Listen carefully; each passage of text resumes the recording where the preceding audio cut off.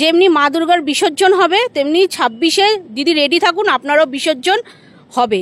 ওই আপনি কথায় কথা বলেন, সাধারণ মানুষ, জনগণ দেখছে, জনগণ সবই দেখছে। জনগণকে যে বন্যায় ভাসিয়ে দিলেন এক হিজাব পরিয়ে, সেটাও জনগণ ভালো করে ভেসে গেল। ওই জল রেখে দিয়েছে, ওই জলে আপনাকে ভাসানো হবে এবং এত সুন্দর করে ভাসানো হবে, আপনি একদম চিন্তা করবেন না।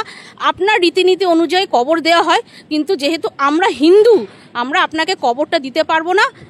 ওর জন্য আপনাকে আমরা ওই হিজাব পরিয়েই একদম ভাসিয়ে দেব।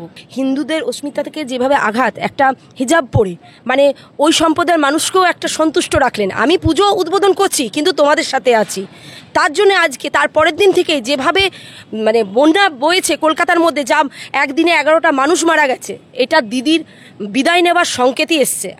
আবার উনি কোন জায়গাতে বলেওছেন যদি আমি আবার ফিরে আসি, মানে ওনার সন্দেহ আছে যদি আমি ফিরে আসি, নাইলে এই কথাটা একটা মুখ্যমন্ত্রী বলছেন কেন, উনি বুঝতে পারছেন হবেই তো। এটা তো মা দুর্গা উপর থেকে একটা সংকেত দিচ্ছে ওনাদের বিদায়, নাইলে এরকম হয় না কখনো।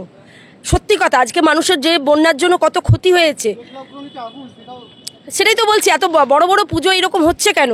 এইটা তো অগ্রিম মায়ের উপর থেকে নির্দেশ, বিদায় 26-এ মমতা ব্যানার্জির সরকারের বিদায়, একদমই তাই। চেতলা অগ্রণে আগুন লেগেছে, এটা তো ফিরাদ হাকিম ভালো বলতে পারবেন।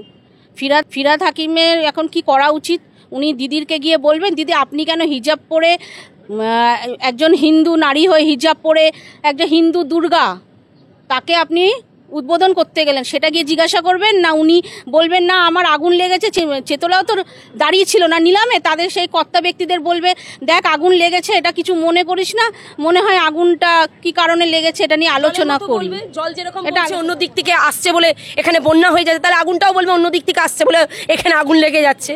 মুখ্যমন্ত্রীর তো এরকম উল্টোপাল্টা কথাবার্তা বলা একটা অভ্যাস আছে, আমরা অভ্যস্ত, নতুন কিছু না। কখনোই সম্ভব না। উনি কি করে বলতে পারেন? উনি ভুলে যাচ্ছেন বিধায়ক হয়েছেন তৃণমূল আমলে এসে।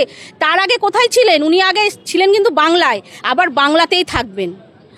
আমি ওনাকে একটা প্রশ্ন করছি, আপনার ছোটবেলায় ভোরবেলা মহালয়ার দিন কিভাবে কেটেছে, বা যখন এই পুজো হয় 5 দিন কিভাবে কেটেছে, আপনি নিজে চিন্তা করুন। আজকে বিধায়কের পদ নিয়ে তৃণমূলের মাতব্বরি করছেন, তৃণমূলের সাপোর্টের জন্য আপনি বলছেন যে আজানের সময় মাইক বাজবে না। কেন বাজবে না? যখন মন্তব্য করবে তখন আপনি আজানটা বন্ধ করবেন? তাহলে ভাবো আপনি বিধায়ক। আমার তো মনে হয় না আপনি বিধায়ক, কারণ আপনি বিধায়কের মানেটা জানেন না।